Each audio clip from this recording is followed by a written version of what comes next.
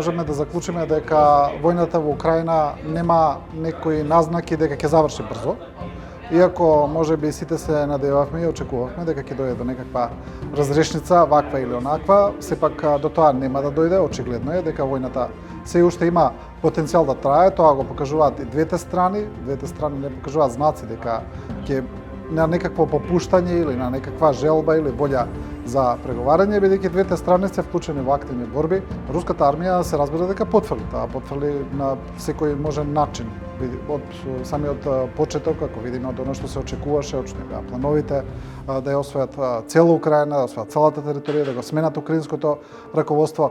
Ако го зборуваме за демилитаризација, тука е уште поголемо потврлањето, бидејќи Украина од ајде да речеме според некои статистики беше 11-та војна сила во Европа пред почетокот на војната, сега е 3-та или 4-та. Потврлено и во однос на териториите кои Русија ги завзема во Украина, тоа може да се види до она што е држано до 2014 и она што е сега. Сега имаме еден појас доле на Азовско море или кој излегува, каде што имаме едно затворање на копнената граница од Крим до Мариупол, и тоа е единствениот плюс што го има остварено руската армија. Тоа е апсолутно, тоа е третата димензија, тоа е асиметричната војна, дел од асиметричната војна која е особено важна не само на бојното поле, не само за пренос на информации или за нешто што делува на моралот на војниците или на армиите, туку и за обезбедување на политичка поддршка. Тоа е многу важно, тоа го гледаме.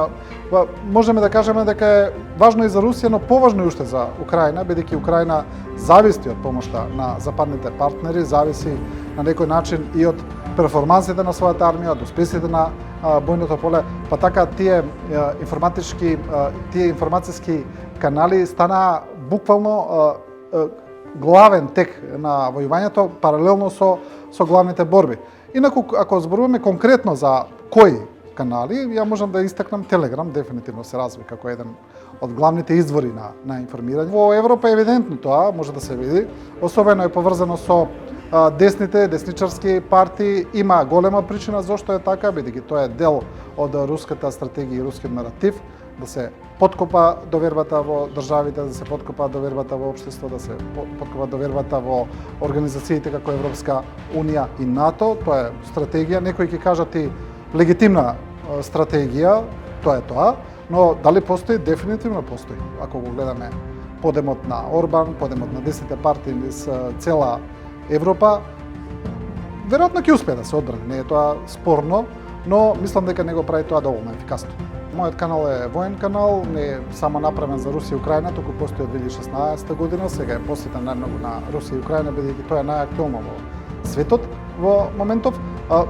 Тука одговорот е малку поедноставен, потребно е многу работа, буквално многу работа, не доаѓа тоа преку ноќ, мора да се работи секој ден, исто како и редовна работа, тоа е исто паралелна работа која мора да ја работите секој ден. Потребен е многу труд, од друга страна потребна е и креативност, потребно е одредено знаење како сето тоа да го пласирате, и тоа е формулата.